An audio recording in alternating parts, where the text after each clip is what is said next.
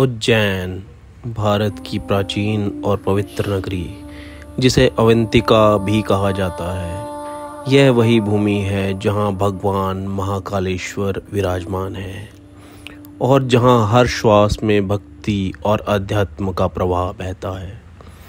इसी पवित्र भूमि पर स्थित है संदीपनी आश्रम, एक ऐसा स्थान जहाँ केवल ईंट और पत्थर नहीं बल्कि गुरु शिष्य परंपरा का अमर इतिहास जीवित है।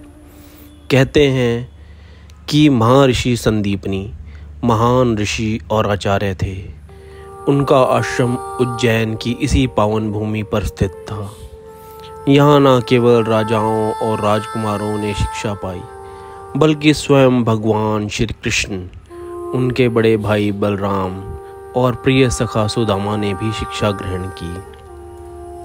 यह बात हमें यह सिखाती है कि चाहे व्यक्ति कितना भी महान क्यों ना हो, गुरु के बिना अधूरा है। संदीपनी आश्रम में शिक्षा का स्वरूप अत्यंत व्यापक था। यहाँ केवल वेद शस्त्र नहीं पढ़ाए जाते थे, बल्कि जीवन की 64 कलाएं सिखाई जाती थी। इन कलाओं में अस्त्र शस्त्र विद्या, युद्ध कौशल, गणित, खगोल विज्ञान, राजनीति, धर्मशास्त्र, संगीत, नृत्य, चित्रकला, भाषण कला और जीवन जीने की सभी व्यवहारिक विधाएं सम्मिलित थी। शिक्षा का उद्देश्य केवल ज्ञान प्राप्त करना नहीं, बल्कि जीवन को संतुलित, सार्थक और समाज के लिए उपयोगी बनाना था। इस आश्रम में सभी शिष्य समान थे। यहाँ कोई भेदभाव नहीं था, चाहे वो राजकुमार हो या साधारण परिवार से आए हो। गुरु के सामने सब एक जैसे थे। श्री कृष्ण और श्री बलराम भी यहाँ अन्य शिष्यों की तरह अनुशासन में रहते थे, नियमों का पालन करते थे और कठोर साधना करते थे। उनके साथ उनके मित्र सुदामा भी शिक्षा प्राप्त करते थे, जिनकी मित्रता की गाथा आज भी अमर है। आश्रम के भीतर स्थित है गोमती कुंड, जो कि आपने वीडियो की शुरुआत में देखा है। यह कुंड अपनी कथा के कारण विशेष महत्व रखता है। कहा जाता है कि जब गुरु संदीपनी ने श्री कृष्ण से जल लाने को कहा, तो श्री कृष्ण ने समुद्र का आह्वान किया और समुद्र का पवित्र जल यहाँ प्रकट हुआ। आज भी यह कुंड उसी चमत्कार का साक्षी है। यहाँ का जल पवित्र माना जाता है और भक्त इसमें स्नान करके आध्यात्मिक आंतरिक शांति का अनुभव करते हैं।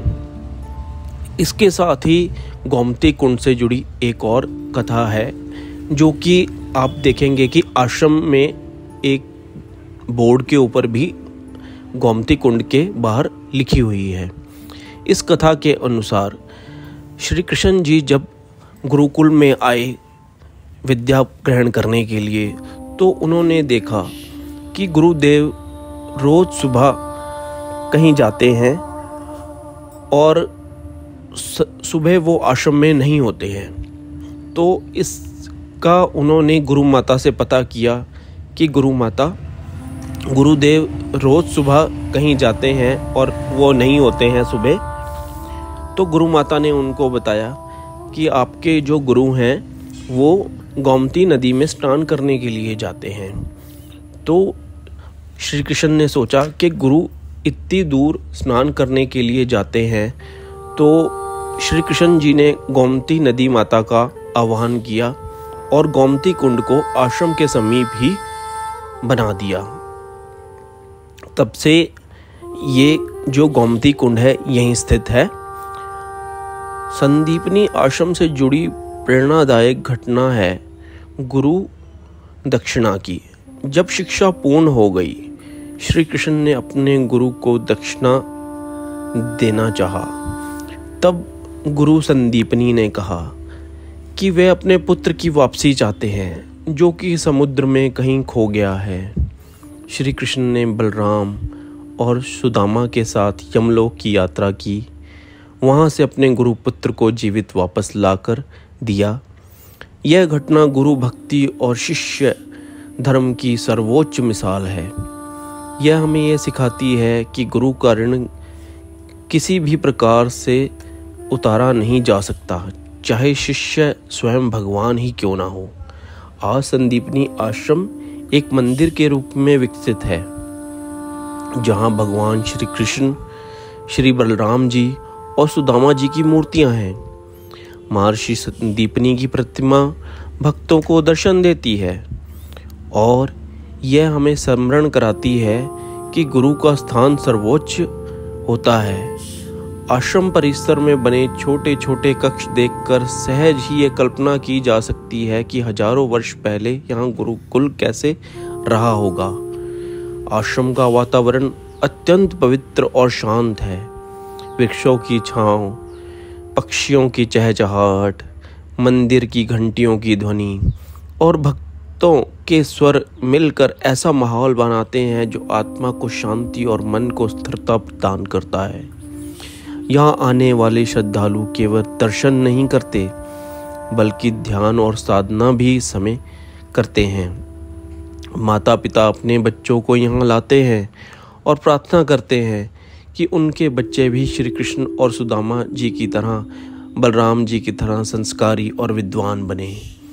संदीपनी आश्रम केवल एक इतिहास स्थल नहीं है, यह भारतीय संस्कृति की उस परंपरा का प्रतीक है जहाँ शिक्षा को जीवन का मूल माना जाता है।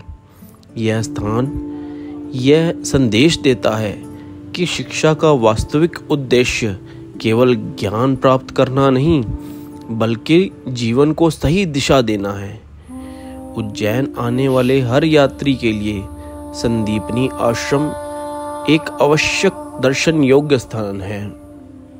यदि आप महाकालेश्वर ज्योतिर्लिंग के दर्शन के लिए आते हैं तो आप संदीपनी आश्रम की यात्रा किए बिना अपनी तीर्थ यात्रा समाप्त ना करें।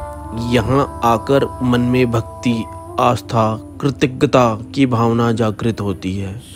संदीपनी आश्रम का दर्शन हमें यह स्मरण कराता है कि गुरु ही वह दीपक है जो अज्ञान के अंधकार को मिटाकर ज्ञान का प्रकाश फैलाता है।